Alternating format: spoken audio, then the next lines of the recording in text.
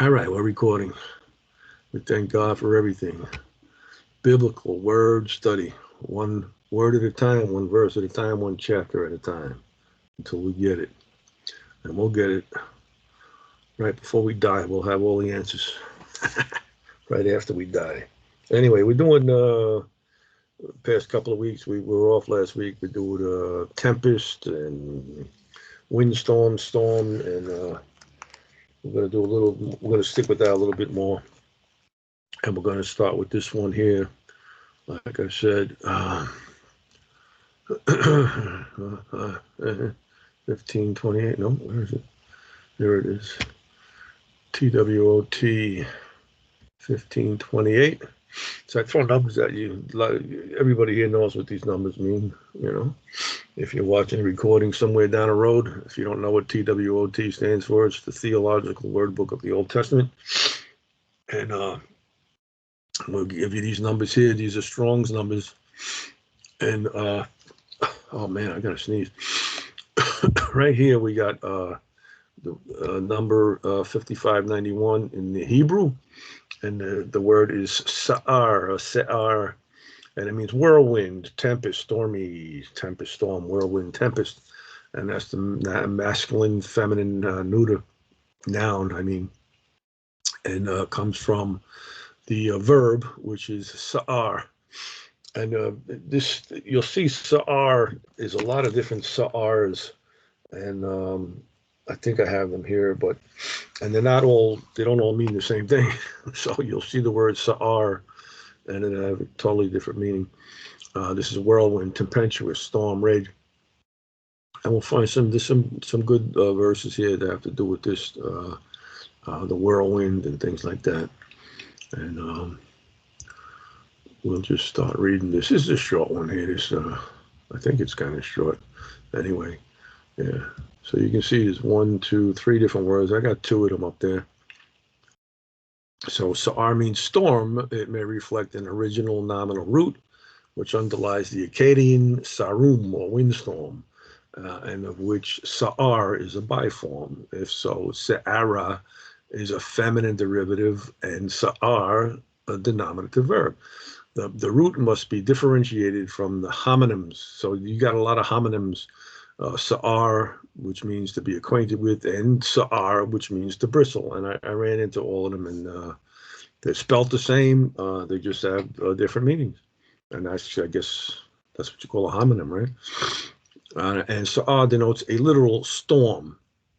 In Jonah 1, 4, and 12, it says, but the Lord sent out a great wind into the sea, and there was a mighty tempest in the sea, so that the ship was like to be broken up. So when he set out the great wind, we know a wind is the word ruach, and it's the same word that we use for spirit.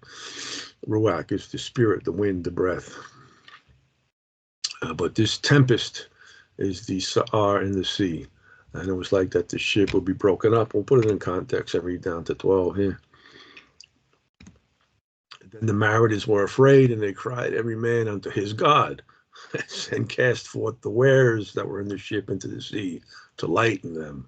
But Jonah was gone down into the sides of the ship, and he lay and was fast asleep. For some reason, I think of Jesus sleeping when in the storm. For some reason, actually. But so the shipmaster came to him and said unto him, what meanest thou, O sleeper? Arise, call upon thy God. Because, you know, they had different gods. If so be that God will think upon us that we perish not. And they said, everyone to his fellow, come and let us cast lots, that we may know for whose cause this evil is upon us. So they got this superstition. They want to find out, you know, who's causing the problem here. One of you guys is the problem. We're going to cast lots to find out who it is. So they cast lots, and the lot fell upon Jonah. I guess it just so happened that it fell on him. But it really means nothing when they cast lots like that. Then said they unto him, tell us, we pray thee, for whose cause this evil is upon us. What is thine occupation, and whence comest thou? What is thy country, and of what people art thou? What are you doing here? And he said unto them, I'm a Hebrew, and I fear the Lord, the God of heaven. And he's talking of Yahweh, which had made the sea and the dry land. Then were the men exceedingly afraid, and said unto him, Why hast thou done this? For the men knew that he fled from the presence of the Lord, because he had told them. So we know the story of Jonah. God told him to go to Nineveh, and he didn't want to have anything to do with it. Number one, because he hated the people over there, and he didn't want to tell them, he didn't want to warn them that the judgment of God was coming. So he hops on this ship and he stows away and all that stuff. So then he said unto them, then said they unto him, What shall we do unto thee, that the sea may be calm for us? For the sea wrought and was tempestuous. That's a different word here. No, it's the same thing here. It's tempestuous. Right. Tempestuous. And he said unto them, Take me up and cast me forth into the sea.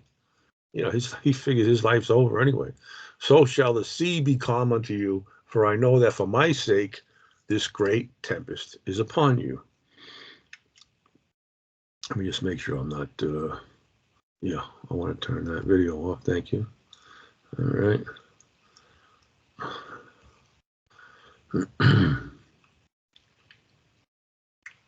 Okay, there we go.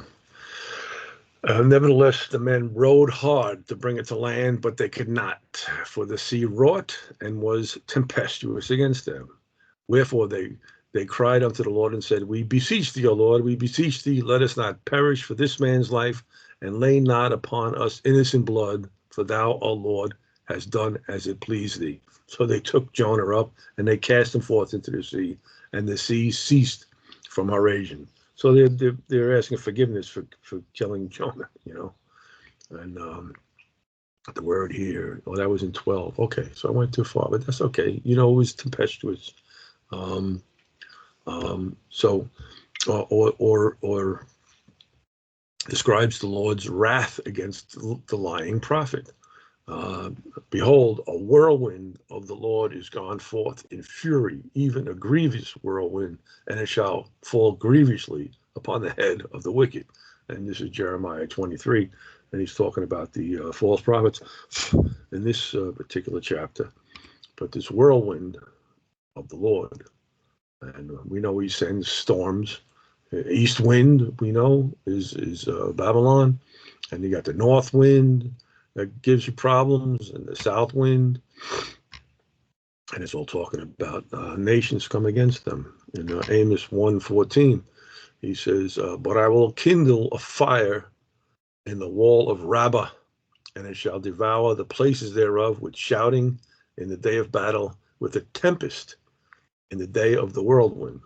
So you got tempest, which is this Sahar, and the whirlwind, which is something else. We're going to look at that word next. That's Sufa. All right, that's 1478. We'll get into that a little later.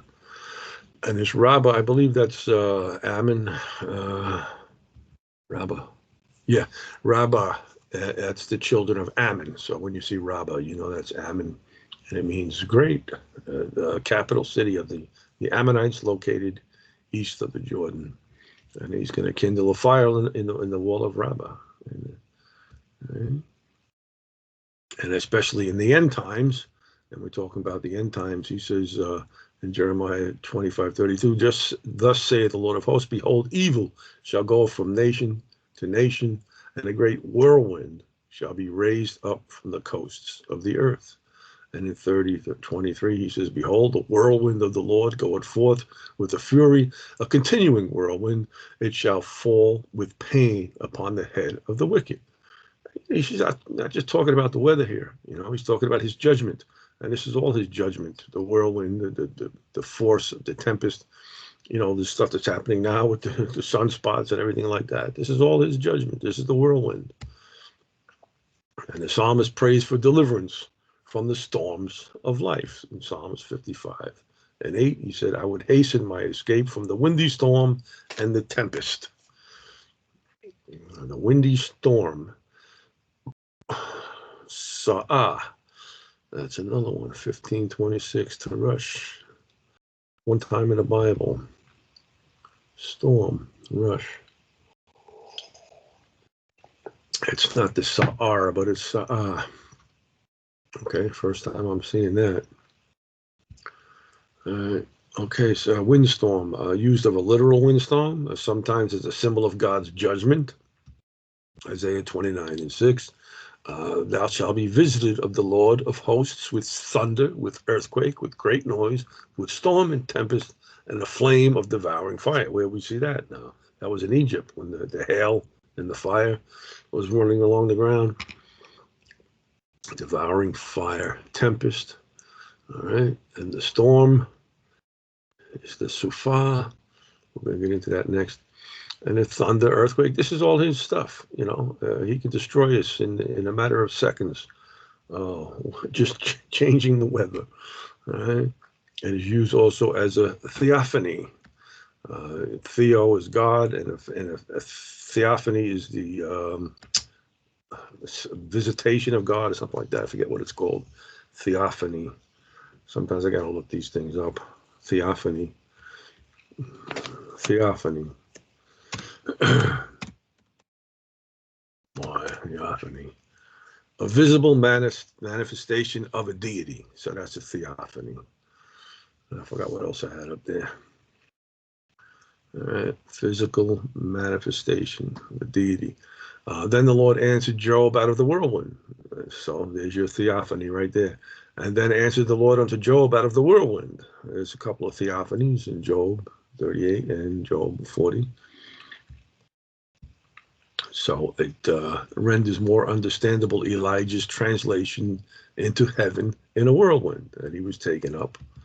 In 2 Kings 2, and it came to pass when the Lord would take up Elijah to heaven by a whirlwind, that Elijah went with Elisha from Gilgal. And in verse 11, he says, and it came to pass as they still went on and talked, that behold, there appeared a chariot of fire and horses of fire, and parted them both asunder. And Elijah went up by a whirlwind into heaven. And he left his cloak there for Elisha, the mantle. So Elisha picked up the mantle after Elijah. Sa'ar is the storm. The root idea is found only in connection with the storm which occurred during Jonah's sea flight. And you'll see that. We just read that in Jonah 1. Taking its meaning from a physical storm, Sa'ar usually appears in context of upheaval and distress. The Assyrian king is enraged at having his secret plans for ambushing the Israelites thwarted in 2 Kings 6:11. Therefore the heart of the king of Syria was sore troubled for this thing, and he called his servants and said unto them, will you not show me which of us is for the king of Israel? Here he was troubled. The heart of the king was sore troubled. So Sa'ar, tempestuous, troubled, tossed with the tempest. 55:90. Okay. So, and they use English. And Habakkuk, thou didst strike through with his staves the head of his villages. They came out as a whirlwind to scatter me. Their rejoicing was as to devour the poor secretly. And cities, part of an ancient epic poem describing God's triumph over his enemies, who will come like a storm against his people. While Hosea warns the Israelites of his day that because of their idolatry, God would send them away into exile as chaff driven by a tempest. And I got some stuff on chaff and driving away. It's all related to the storms and the tempest and the chaff being driven away. Hosea 13:2 and 3, he says, and now they sin more and more and have made them molten images of their silver and idols according to their own understanding, all of it, the work of the craftsmen. They say of them, let the men that sacrifice kiss the calves. And that was an idiom of the day, kiss the calves. Therefore, they that shall be as the morning cloud and as the early dew that passeth away, as the chaff that is driven with the whirlwind out of the floor, and as the smoke The chimney, two other things I could have looked up: smoke and chimney. But the chaff, driven. It's there's some good words in there. If I got them here, I got the chaff is 4671. It's motes or mots, always driven by the wind, and it comes from moots, which means extortioner. How about that? Squeezer, extortioner, oppression, and driven with the whirlwind. The word driven or drive away, we'll see, is 5086. Just want to give you real quick 5086. 5086. Shaken. Nadaf, drive away, drive, thrust them down, shake. All this stuff is good. Has to do with the whirlwind also. Nadaf, drive away, shake. There's eight verses there. We can get into that too if we got time, but I doubt it. But just something else I got on the side, and the whirlwind, the wheel, 1534. Let me show you this one here. 1534, like the Gal, a Galgal, 1534. And the word is Galgal, and it means wheel or heaven or a rolling thing or a whirlwind, wheel. And you'll see it a lot of times. It has to do with that. And we know the roll, the Gilgal is the city, and it means the rolling or roll, to roll away.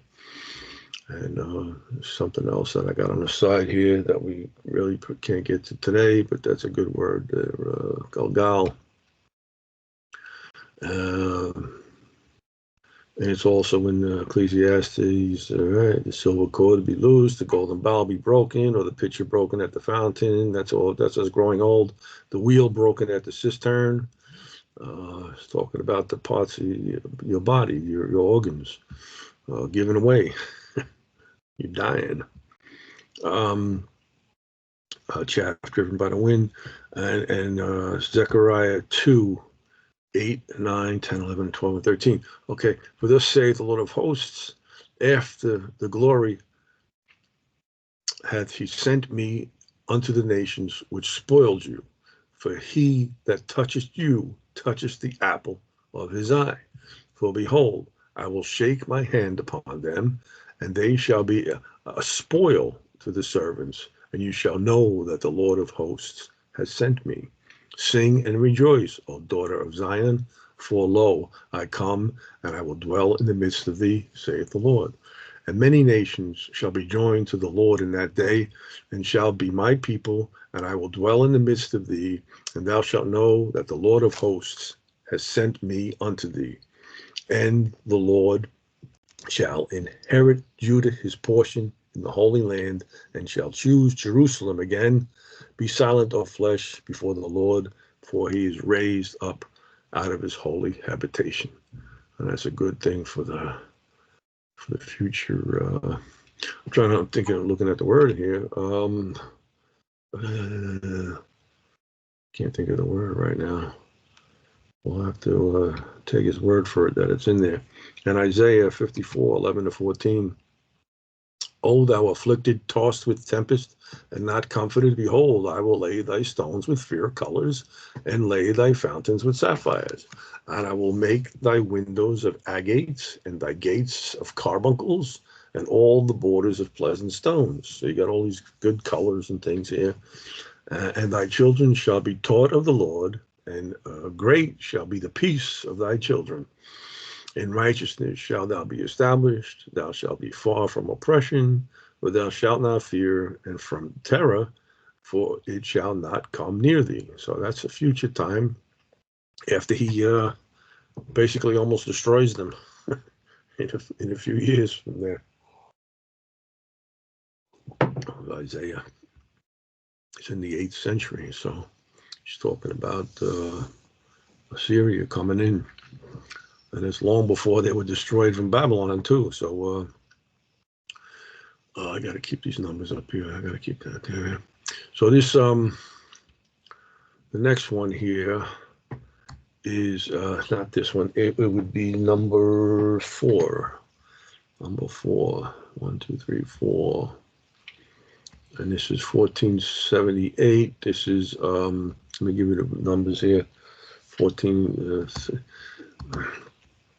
Sufa, Whirlwind, Storm, Red Sea, Tempest, Honeycomb, Overflow, placed east of the Jordan. And it comes from Suf, which means consume utterly, have an end, or perish. TWOT 1478. We're going to look at it real quick here. There's really not much. You got, what were the other numbers here? Hold on a second. I got 5492 and 5486. 5486. So that's the one for the perish. That's the verb. Okay. But I'm looking at these for the storm here. I'll just give these two real quick. It is used of God's judgment. Reflected is to be consumed. It is used of God's judgment in Psalms 39. How are they brought into desolation? As in a moment, they are utterly consumed with terrors. And part of the word is whirlwind, but this consumed. Oh, utterly. Here we go. Utterly consumed. Suf, with terrors. I will surely consume them, saith the Lord. There shall be no grapes on the vine, no figs on the fig tree, and the leaf shall fade, and the things that I have given them shall pass away from them. Jeremiah 8, Amos 3:15, and I will smite the winter house with the summer house, and the houses of ivory shall perish, and the great houses shall have an end, saith the Lord. So that's the verb aspect of that. And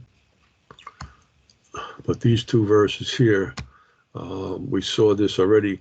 But I will kindle a fire in the wall of Rabbah, and it shall devour the palaces thereof with shouting in the day of battle, with the tempest, which we looked at, in the day of the whirlwind. And that's this here, the Sufa. And Nahum 1:3, the Lord is slow to anger and great in power, and will not at all acquit the wicked. The Lord hath his way in the whirlwind, and in the storm, and the clouds are the dust of his feet. And this storm here is Seorah, a tempest or a storm, and it comes from Sa'ar. That's another Sa'ar. So it's storm affrighted, 8175. 8178, excuse me, right? Yeah, and 8183. Let me just look at these verses real quick. So that this one was done. We did this TWOT 1478. That was a real quick. Got that out of there. But this one here, I'm going to look at. Sweep away, whirl away. Okay, an alternate form of Sa'ar, which is most widely used of the same meaning. Sa'ar, storm. Isaiah 28:2. Behold, the Lord hath a mighty one, a strong one, a tempest, a hail, and a destroying storm, as the flood of mighty waters overflowing shall cast down to the earth with the hand. So all of these things have to do with him and his judgment.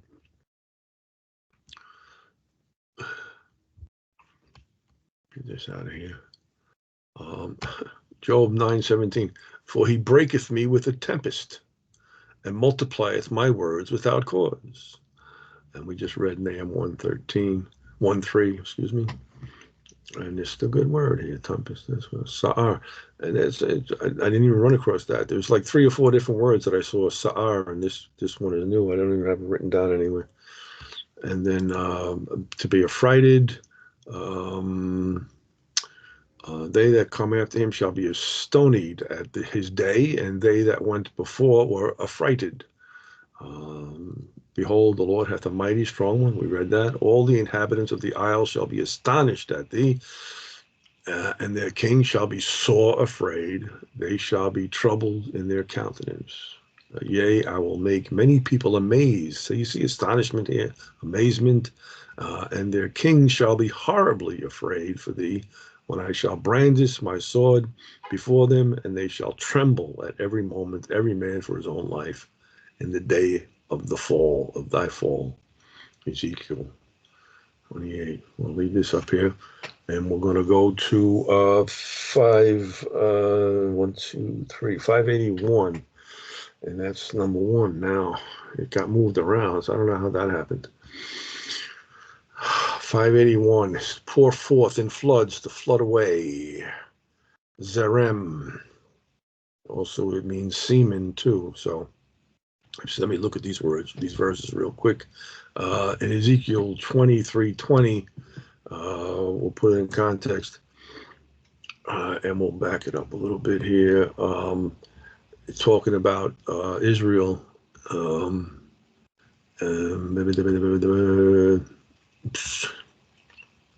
It's just talking about how bad she was, and this is crazy. A Holiab, a Holibah, and the other one is a Holiab. I was looking at them today, and her sister. Let me see what the other one name is. The other name is a Holiab, and the other one is Holiab. I'll run into them again because I saw them just 10 minutes before I came on. I was looking at these two words, Aholibah. And when her sister, Aholibah, saw this, she was more corrupt in her inordinate love than she, because one is for Samaria and the other one is for southern Judah. Aholibah and Aholiah, I forget the name, and her Huwidims were more than her sister in her Huwidims. She doted upon the Assyrians and her neighbors, captains and rulers, clothed most gorgeously, horsemen riding upon horses, all of them desirable young men.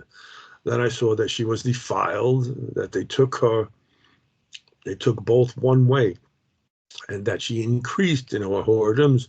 And when she saw men portrayed upon the walls, the images of the Chaldeans portrayed with vermilion, which is red, girded with girdles upon their loins, exceeding in dyed attire upon their heads, all of them princes to look to after the manner of the Babylonians of Chaldea, the land of their nativity. And as soon as she saw them with her eyes, she doted upon them and sent messengers unto them, unto Chaldea. And the Babylonians came to her into the bed of love, and they defiled her with their whoredoms, and she was polluted with them, and her mind was alienated from them. So she discovered her whoredoms and discovered her nakedness. Then my mind was alienated from her, and her mind was alienated from them. So she discovered her whoredoms and discovered her negatives. Then my mind was alienated from her, like as my mind was alienated from her sister. So he's talking about northern Israel and southern Israel here, being sisters, being whores. Yet she multiplied her whoredoms in calling to remembrance the days of her youth, wherein she had parlayed, where she had played the harlot in the land of Egypt. He's giving you a history lesson here. For she doted upon their paramours, whose flesh is as the flesh of asses, and whose issue is like the issue of horses. So this issue here, what he's talking about, that thus thou callest to remembrance the lewdness of thy youth, and bruising thy teats by the Egyptians for the paps of thy youth. I mean, this, if this was written today, it would be in disgusting language. But we got the issue here, which is Zimra, which is a seminal discharge. So it's a flow. So it's talking about, sexual stuff. Zimra. And then this other one here, 22:29, Zaram, to pour out, to carry away as with a flood, to pour forth. 77:17 in Psalms, the clouds poured out water, the skies sent out a sound, thine arrows also went abroad. This is beautiful idiomatic language. Psalms 90:5, thou carriest them away as with a flood. They are as asleep, and in the morning they are like grass which groweth up. And what happens? It burns and it goes away. It's like the dew on the ground. You're like dew. As soon as the sun comes out, it's gone. All right. And then Isaiah, this word here is zarem. It's a flood or an overflowing, a shower, a storm, a tempest. And we'll put these here. For thou hast been a strength to the poor, a strength to the needy in his distress, a refuge from the storm, a shadow from the heat. When the blast of the terrible ones come, is as a storm against the wall. So that's a place of refuge there, you know, a shadow from the heat. The walls give you a shadow. 28:2, behold, the Lord hath a mighty and strong one, which as a tempest of hail and a destroying storm, and as a flood of mighty waters overflowing, shall cast down the earth with the hand. We read that 2 or 3 times already.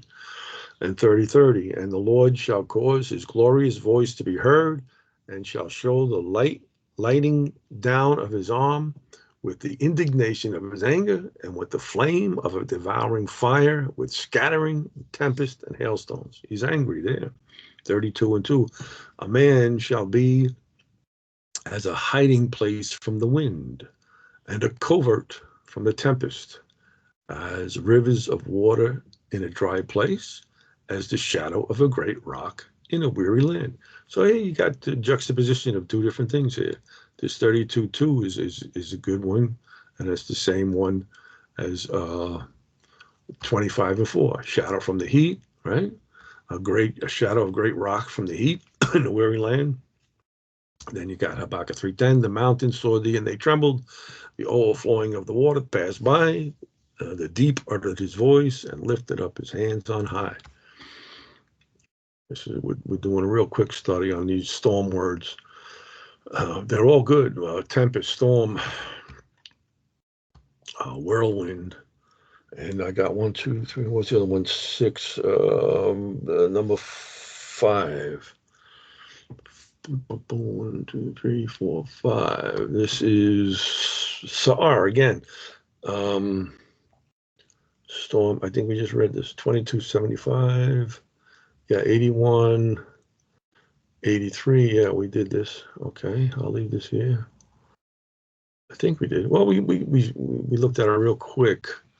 And this is the whirlwind. This is Sa'ar also, to whirlwind, and be affrighted. All right. I'm not going to go through all of this right now. We just did that. But the 1, 2, 3. And then if you go to Tempest, that's the 2. Let's go to Tempest and see what we got here. Tempest. Sa'ar, whirlwind, Zarem, overflowing rain, heavy storm of wind and rain are common in Palestine and in the Mediterranean. The storms particularly mentioned in the Bible are, hello, what happened here? The 40 days rain of the great flood of Noah, okay. The hail and rain as a plague in Egypt, we got that. And the great rain after the drought and the contest of Elisha on Carmel in 1 Kings 18:45. And it came to pass in the meanwhile that the heaven was black with clouds and wind, and there was a great rain, and Ahab rode and went to Jezreel. And when Elijah said there's going to be no rain for 3.5 years, and then all of a sudden he says, you better get going because it's going to come. So, and the tempest on the sea with Jonah, the storm on the lake of Galilee when Jesus was awakened to calm the waves. And we could look at that, 3 different books here. It talks about in Matthew 8:24, and behold, there arose a great tempest in the sea. And I'll give you these Strong's words for that. There's 1, 2, 3, 4, 5. It's about 5 or 6 words that we could look at. I think I got them here, but let me just read these. And behold, there arose a great tempest in the sea, insomuch that the ship was covered with the waves, but he was asleep. That's what it made me think of. Jonah made me think of this before. And there arose a great storm of wind, and the waves beat unto the ship, so that it was now full. So the ship was almost overflowing. And they, in Luke, it says, but as they sailed, He fell asleep, and there came down a storm of wind on the lake, and they were filled with water and were in jeopardy. And he had power over this, over the nature. And there was a great tempest. So we got 45, 78, seismos, tempest, shaking, a commotion. It's more like an earthquake. And then CO, which means to shake or to move. It's not on my list, but these are good words here. And in so much the ship was covered with the waves, and he was asleep. And there arose a great storm. This is the word, 2978. Storm, laylaps, a storm or a tempest. And I got some synonyms for that. But just let me do this real quick. The storm causing the shipwreck of Paul at Melita, that was in Acts 27:18. And we were exceeding tossed with the tempest. Let me see what the Strong's word here is. Exceedingly tossed with the tempest. Is it on my list? 5492, Kimadzo, to be tossed with the tempest. No, it's one time in the Bible. Kimadzo, to afflict with the tempest, to toss about upon the waves. 5494 comes from Kimon, which means winter, tempest, and foul weather. Kio, which is a base of 490, which is chasma, and that's the gulf, the chasm, gape or yawn, a gaping, opening chasm or gulf. So all of these words are connected here. Kimion, Kimazo, tempest. The next day they lighted the ship, and they crashed, and everybody was saved. Frequent references are found to God's power over the storm and use of the tempest in his anger.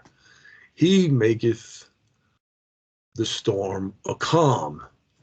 I got a couple of these I wanted to look at. It was, that's 107.29. Yeah, I got a few of these I want to look at. All right, we'll just do that real quick.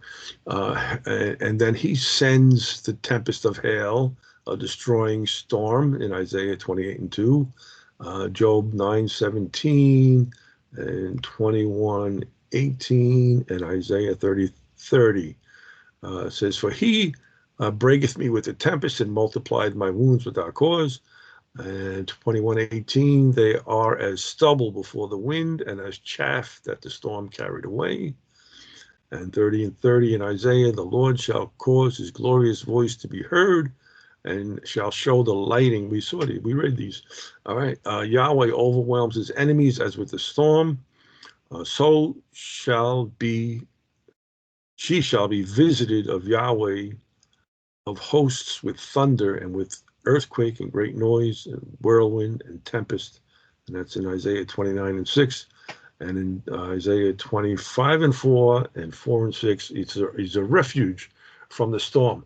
And I wanted to pick up on that as being a refuge from the storm. And I'm going to have to go to, where is that?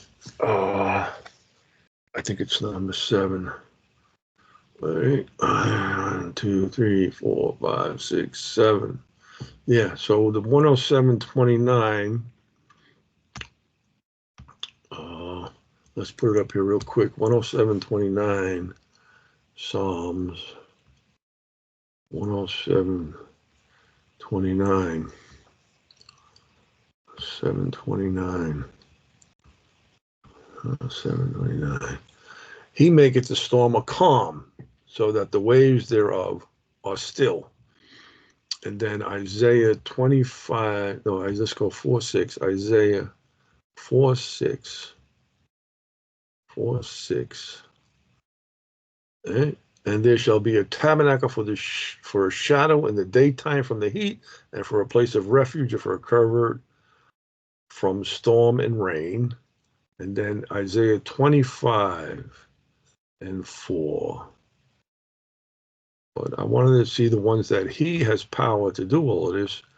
What did I say? 25:4, right? And For thou hast been a strength to the poor, a strength to the needy in his distress, a refuge from the storm, a shadow from the heat when the blast of the terrible ones is as a storm against the wall. And you saw that about 3 or 4 times already, and he's being a refuge. But this, and when I'm talking about God, what's that? I'm saying, in my mind, when we talk about Mother Nature, well, God is Mother Nature, okay? So he has the power to go against nature, I guess, if you want to say that. He walks on the water, right? He told Peter to come on and walk on the water. So he helped Peter walk on the water until he lost his faith, you know. And then what did he do? He said, "Peace, be still," and the waves were calm. The storm calmed down. So he doesn't go against nature. He is nature. So that's what this is all about. So he says in 65 and 70, he says, which stilleth the noise of the sea, the noise of their waves, and the tumult of the people. So he's equating that the power that he has over the seas and the waves and everything with the tumult of the people. Because we say when he talks about the nations, he has as waters that cover the sea, and all that. He's talking about people, nations, tongues. So when he talks about waters, he's talking about people. And in 89 and 9, he says, "Thou rulest the raging of the sea. When the waves thereof arise, thou stillest them." And in Jonah 1:15, we saw, so they took Jonah and cast him forth into the sea, and the sea ceased from raging. Okay, so who ceased to sea? Not Jonah didn't cease to sea from raging. God did, because he had Jonah right where he wanted him. He says, "Okay, now." And he said unto them in Matthew 8:26, why are you fearful, O ye of little faith? Then he arose, he rebuked the winds and the sea, and there was a great calm. And the same thing in Mark 4:39, peace, be still, he says. And the wind ceased, and there was a great calm. And also in 4:40, he said, why are you so fearful? How is it that you have no faith? And they feared exceedingly and said one to another, what manner of man is this, that even the wind and the sea obey him?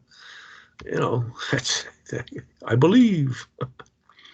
But as they sailed, he fell asleep, and there came down a storm of wind on the lake, and they were filled with water and were in jeopardy. And then they came to him and they said, Master, Master, we perish. Then he arose and rebuked the wind and the raging of the water, and they ceased, and there was calm. And right away he says, where is your faith?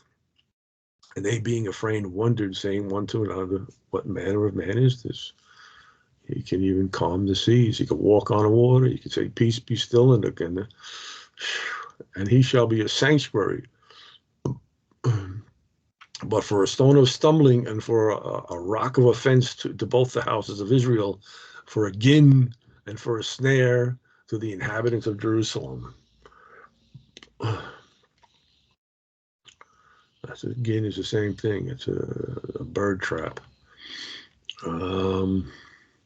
For in the time of trouble he shall hide me in his pavilion, in the secret of his tabernacle shall he hide me, and he shall set me up upon a rock.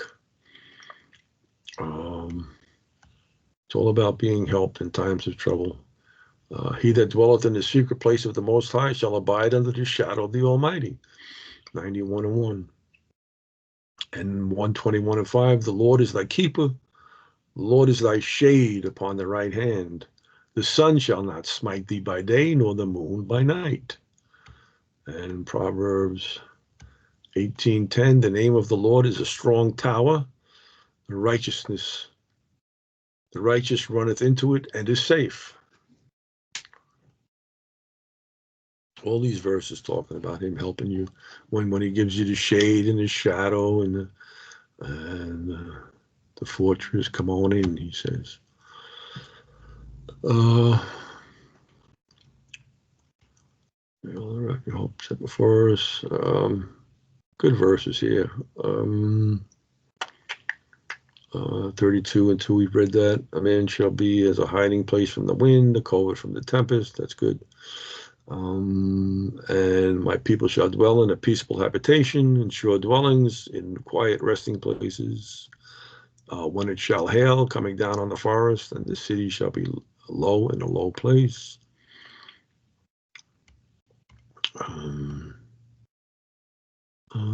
Build this house on a rock.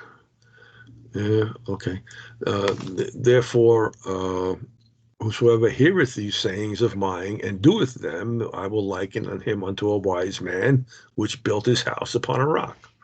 And that's Jesus. And the rain descended, the floods came, and the winds blew and beat upon the house, and it fell not, for it was founded upon a rock. So, when you think of rain descending, these are the troubles that you have in life. The floods coming, people going against you, the winds blew, all of this stuff that's happening in your life. It's not literal rain and floods and wind blowing. This is what happens in your life. And everyone that heareth these sayings of mine and doeth them shall be likened, and doeth them not shall be likened unto a foolish man which built his house upon the sand. And the rain descended, the floods came, and the winds blew, beat upon the house, and it fell. And great was the fall of it. And Hebrews 11:7, by faith Noah, being warned of God of things not seen as yet. What's that? The rain. Moved with fear, prepared an ark to the saving of his house, by which he condemneth the world and became heir of the righteousness which is by faith. So he found grace in the eyes of God because of his faith. And these 25. I'm not going to go through all of these, but there's a lot of good stuff you can do with these cross references. I always tell you, get that book, Nelson's Cross Reference of the Bible, and you'll find a verse, and you want to say, wow, I want to hear some more about that verse. I'd like to get some themes on that verse. You get the cross reference book, and it'll show you all these verses that have to do with that one. So there's like 29 verses here that have to do with that Isaiah 25:4, which we read. To give it to you real quick again, just so you know what all these other verses is talking about. For thou hast been a strength to the poor, strength to the needy in distress, a refuge from the storm, a shadow from the heat. Now, when the blast of the terrible ones is as a storm against the wall, and that's life. When life comes down hard on you, and all of these verses have to do with that. 29 verses, and of course, there's that one. Ezekiel 13. 11.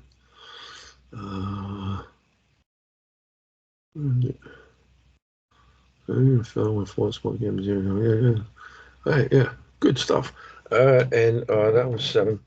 And then where am I going with this? Tempest, we did 1, 4, 5, and 6. We did already, I think.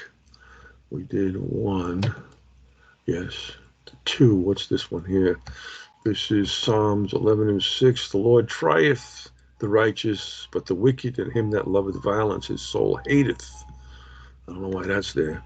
Upon the wicked he shall rain snares, fire and brimstone, a horrible tempest. This shall be the portion of their cup. Yeah, that took me some places too. Wicked and loveth violence he hateth. Okay, the snares, rain, there's the rain, that's the matah. Snares is the pak, and brimstone is gofrith, and horrible tempest, that's the wind, that's the spirit, okay. Portion, I don't know why I had that there anyway. And then 107:29, we looked at that. There was a couple of good verses there. All right. And then I'm going to try what's that one there too. Okay, so we're getting there. Slowly but surely. 1, 2, 3. What's 3? This is shaken and wheel. Yeah, we looked at that real quick. 5086 and 1534. 5086 and 1534. That's number 3. That's a drive away and whirlwind. Okay, yeah. We'll get to drive away and whirlwind some other time. And that was number 3. No, 4 is done. 5 is we did that. Okay, I want to close this. 4. All right, let's close these out so we know we did them. All right, here, well, look at that. The chaff, the stubble. Yeah, we can do that some other time.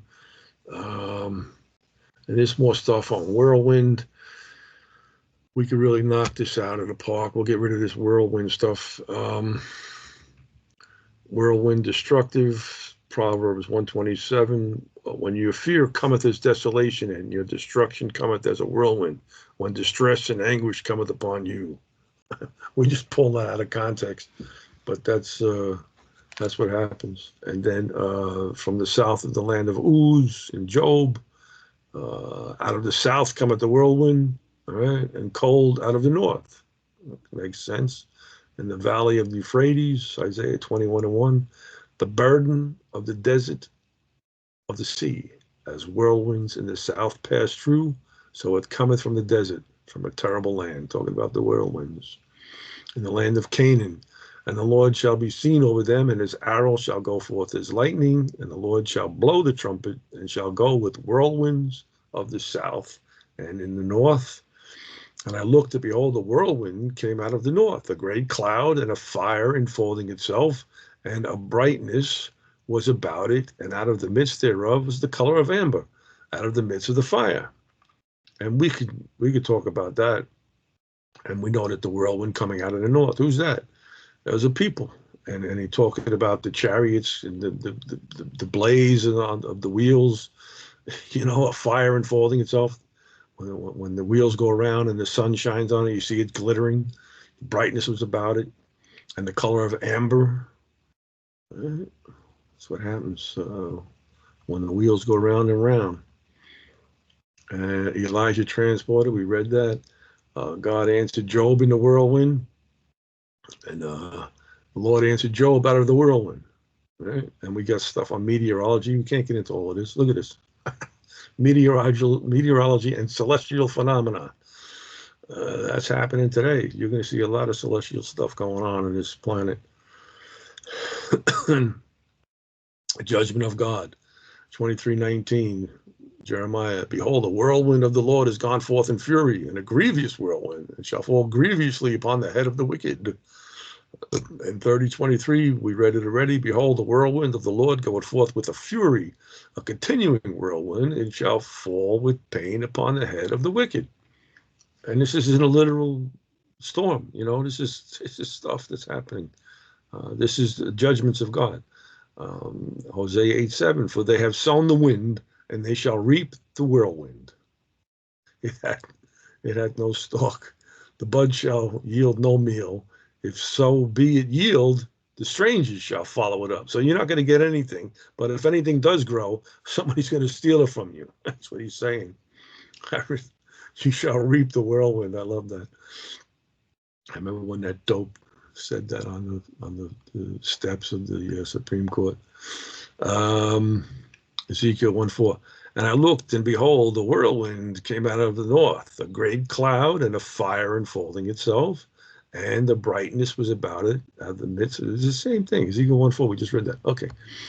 And then there's a whirlwind here. This is often referred to in the Old Testament as one of the means wielded by God in his judgments on the earth. And it's not a literal whirlwind. It could be anything. It is twice connected with the south. Right? So all of these verses have to do with this whirlwind coming out of the south and the north. Coming down out of a terrible land. All of these verses here.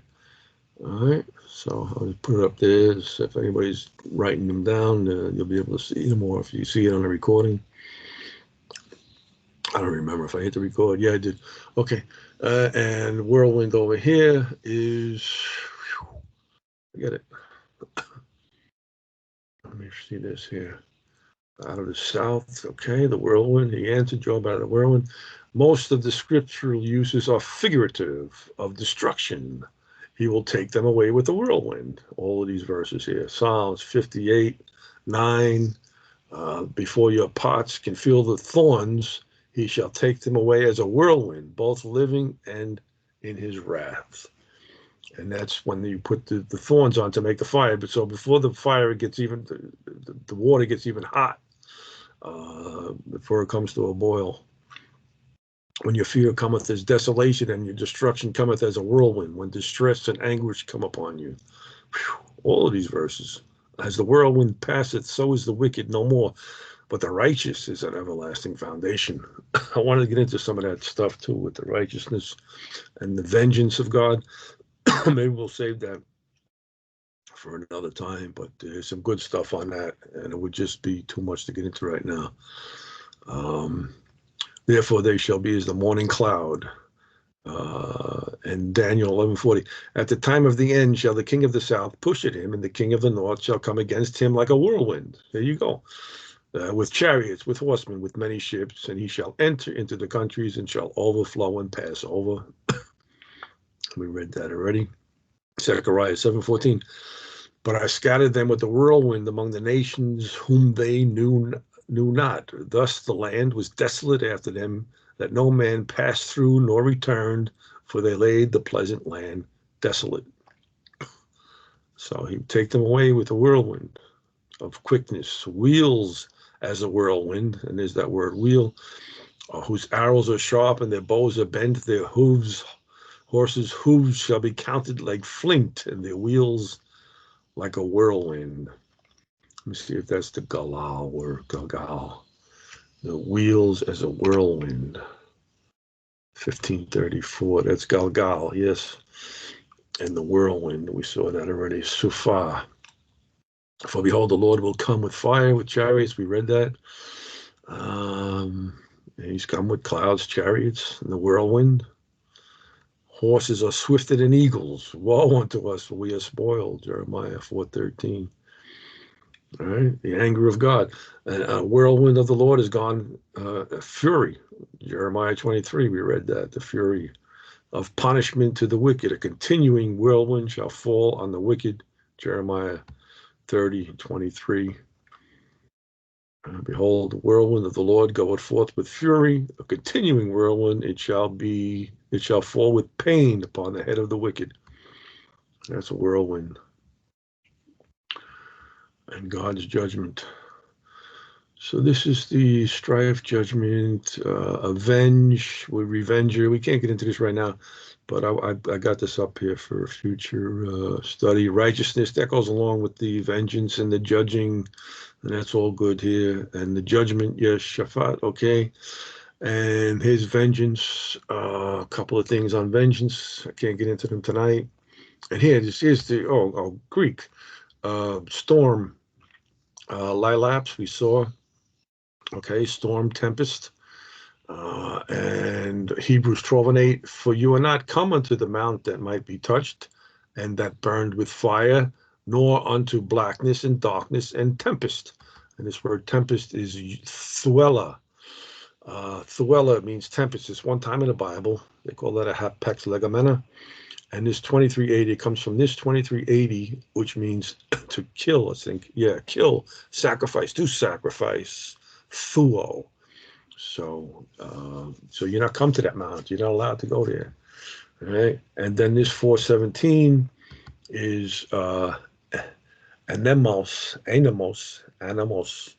means wind, violent agitation, stream of air, a very strong tempestuous wind. All right, and then you got 4157. This is pnoe. It's wind or breath, and it comes from 4154, which is right next to it, which is in the pneo, which is to blow, to wind, to breathe, to blow. And let me give you some of these verses here. And we read this already, the great storm, okay? And this is when Jesus was on the boat and he fell asleep and he woke up and he said, you guys are little faith, man. And then the 2 Peter 2:17, these are the vessels of wrath. He says, these are wells without water, clouds that are carried with a tempest, to whom the mist of darkness is reserved forever. I love that verse. Lilaps, storm, tempest. And this one we just read, and 29 verses with this wind, tempestuous wind. This is the Euroclydon. Yeah, I got into some of this. I had this somewhere too. Euroclydon. Where did I have this? Here it is. 27:14. But not long after there rose against it a tempestuous wind called Euroclydon. And Euroclydon is a violent agitation, southeast wind rising up. And there was a few other things I had with this Cludon, and there was different. Let me see. The wind, just the wind best suited to the facts. It came down from the Isles of Crete, south of which Paul was sailing. It was typhoon-like, tempestuous. Such gales in the Levant, and there's different, being often accompanied by terrific squalls from the mountains. The south wind, Acts 27:13, and when the south wind blew softly, supposing that they had obtained their purpose, loosing thence, they sailed close by Crete. So you had this different wind. This is a south wind. This is Notos, south wind from the southern quarter. It blew softly, so that's good for them. And then it is the one that often changes suddenly to a violent north wind. So that's what they got caught in with the Euroclydon there. The long continuance of the gale, a 14th night, a fourth night, I guess, I don't know, Acts 27:27. But when the 14th night was come, as we were driven up and down in Adria about midnight, the shipmen deemed that they drew near to some country. And they were all saved on that ship. The beclouding of sun and stars for a day in Acts 27:20, and the heavy rain after the storm, Acts 28:2, present rain in the cold. So it was pretty tempestuous before the ship crashed and after they were on the island. Are characteristic of this wind in the Mediterranean in the present day. The vessel being driven from the coast to Claudia Isle in Acts 27:16, and the fear lest they should be driven southwest to the African Syrtis. Favor this reading. So, which when they had taken up, they used helps undergirding the ship, and fearing lest that it should fall into the quicksands, strike sail, and so were driven. And they crashed it, and they all got off, and it was saved, 270 some odd people. I wanted to do some gematria on that one of these days. Vengeance, judgment, vengeance, tempestuous wind. Okay, and then let me see, 4:14 Ephesians. That we henceforth be no more children, tossed to and fro and carried about with every wind of doctrine, by the sleight of men and cunning craftiness, whereby they lay in wait to deceive. James 3:4, behold also the ships, which though they be so great, are driven of fierce winds, yet are they turned about with a very small helm, whithersoever the governor listeth. And he equates that with your tongue. You know, your tongue is a small member, but you can get in a lot of trouble. So, and the ship is it's big. It's small compared to the ocean, but it's big. But you got this little thing that you can steer it with. You can turn a big ship with the helm, with a very small helm. So he's equating that with your tongue. And in Jude 1:12 is the same thing that 2 Peter was saying. These are spots in your feast of charity. When they feast with you, feeding themselves without fear, clouds they are without water, carried about of winds, trees whose fruit withered, without fruit, twice dead, plucked up by the roots. These are vessels of wrath. And 6:13, Revelation.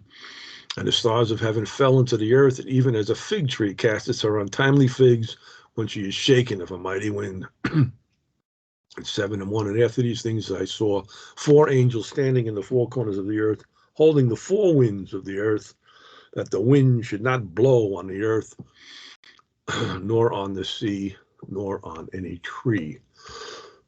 What's that? Blow. 4154. Okay, that's what we're going to look at.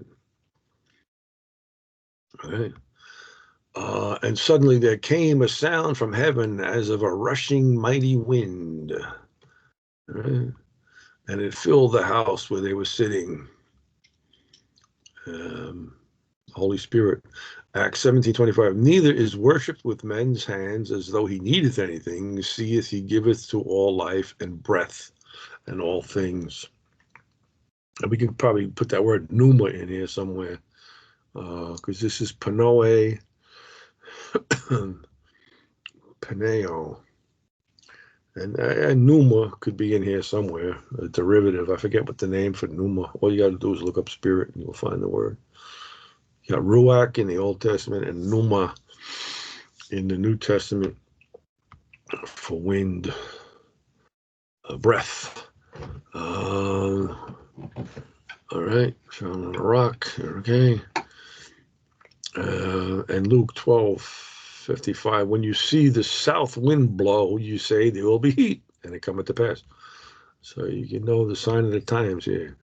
The wind bloweth where it listed, and thou hearest the sound thereof, but cannot tell whence it cometh, and whither it goeth. So is everyone that is born of the Spirit. Born of the Spirit. And that's the pneuma right there. The wind. The pneuma. Here we go. So this is all connected. Paneo, pneuma, Holy Spirit. All right.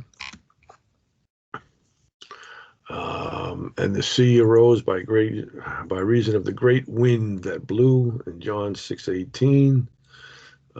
We said 27. We read Acts 27. We read Revelation 7:1.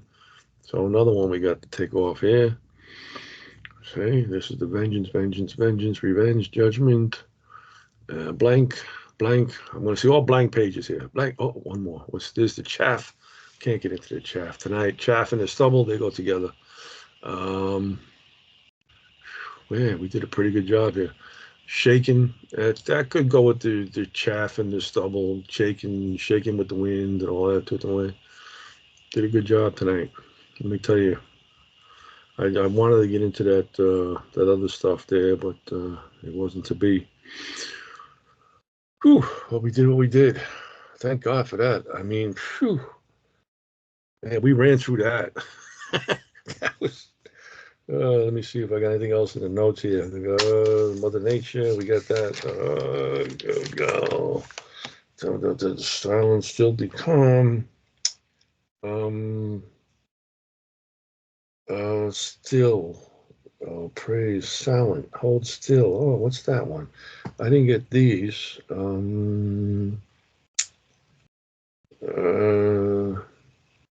Yeah, okay. Yeah, we could do that some other time. Yeah. Let me just put these up here real quick. 1827. Oh, 1827. The still small voice. Okay. We make it the storm of calm. Demama, still, silent, calm, comes from demam, still, silent. Be still, be silent. I don't know why I had this up here. Be still. And after the earthquake, a fire, but the Lord was not in the fire. And then after the fire, a still, small voice. Alcoholics used to say that. I got the still, small voice.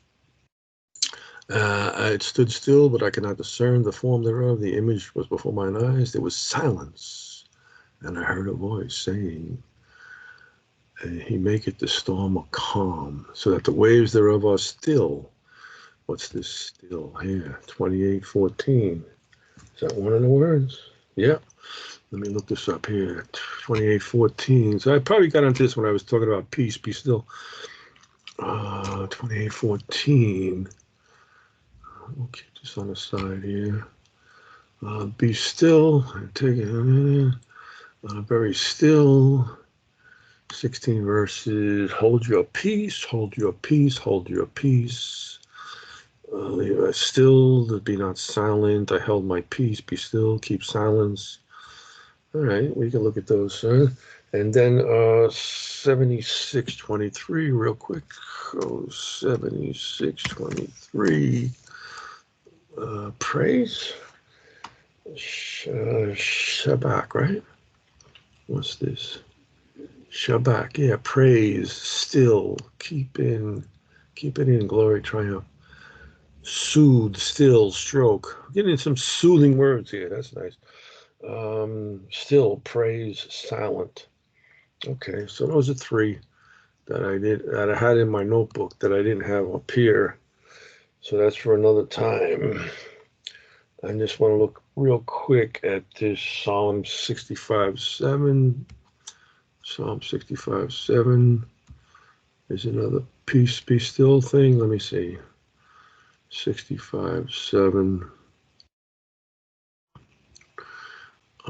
Yeah, which stilleth the noise of the seas, the noise of their waves, and the tumult of the people. With 76:23. Yeah, this we just looked at that. Okay, I got that down there. What was the other word? Psalms 89:9. Let me see if that has anything to do with this. Psalms 89:9.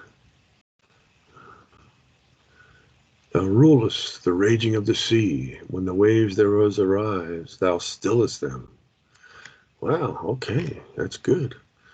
Rulest the raging.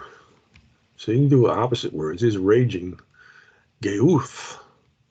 Thou stillest them. Oh, that's the 76:23. All right. So I got all those verses down there. That's good. For another day. Whew, thank you, God. For this word, man. These words, this word. It's all one big word. One word, and we're just trying to define it. We're defining every single word in the Bible. We thank you. We love you. Give you all the praise and glory and honor. In Jesus' name, amen. Good stuff. I love it. Just sit around looking at words all day, man. I wish I could do more of it. Well, I could do more, but I don't do as much as I like. My voice held up pretty good. Let